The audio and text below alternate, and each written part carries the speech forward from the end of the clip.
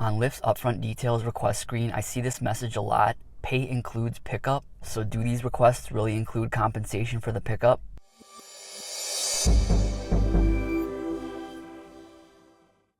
So I'm not sure how long this pay includes pickup message has been included on the Lyft upfront screen. I think it's been there since when they first included upfront details on the request screen. And I've gotten used to every time I see this message, these are typically just snap declines. Pay includes pickup Lyft?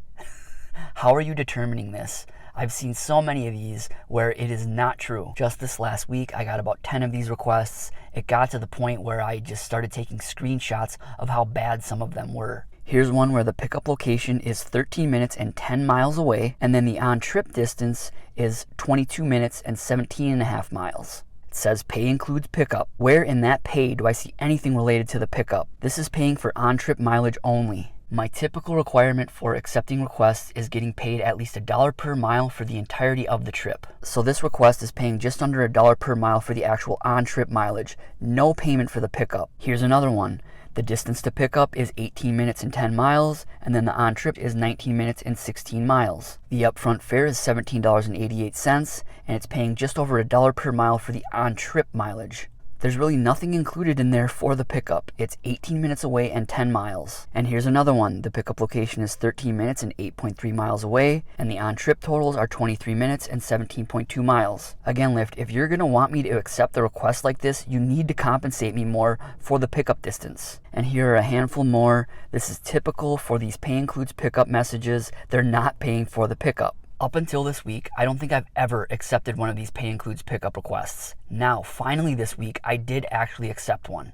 The request was 10 minutes and 7 miles away, and then the on-trip distance is 22 minutes and 8.1 miles. So a total of about 15 miles, and the upfront fare is $14.63. And this was paying just under $1 per mile for the entirety, both the pickup distance and the on-trip distance. And I was actually able to shave off about a half a mile of that pickup distance by taking a little bit of a shorter route.